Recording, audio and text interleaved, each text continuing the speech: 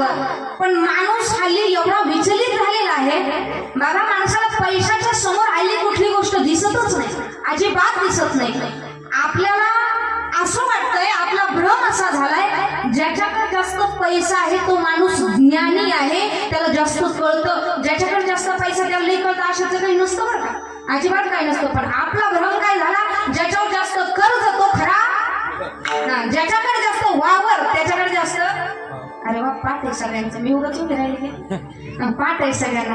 पैसा ही गोष्ट अशी आहे, मग ब्रह्मचारीलाही पैसा प्रिय आहे, उलट जास्त संसारिकालाही पैसा प्रिय आहे. मला सांगा बाबा, पैसा आवडत नाही असा माणूस दाखवून द्या.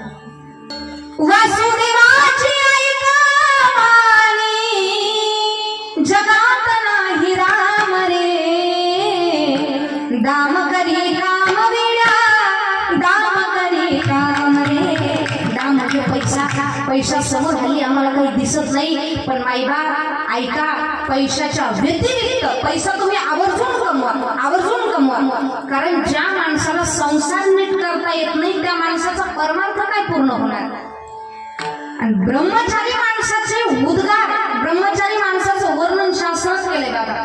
माणसानं संसार करून परमार्थ करावा, ब्रह्मचारी राहून माणसानं परमार्थ का करू नये. कारण ब्रह्मचारी माणूस एका जबाबदारीला मुखलेला असतो, हे शास्त्रात सांगितलंय मायबा. पण ब्रह्मचारी माणसानं रात्रंदिवस भजन करावं काका, आणि संसारिक माणसानं फक्त दिवसातून एकदा देवाचं नाव घ्यावं. ब्रह्मचारी माणूस रात्रंदिवस भजन करून जेवढं पुण्य त्याच्या पदरात काढून घेतो, त्याच्याही पेक्षा जास्त पुण्य संसारिक माणूस दिवसातून एकदा देवाचं नाव घेतल्याच्या नंतर त्याच्यापेक्षा जास्त पुण्य आपल्या पदरात पडतं. पण देव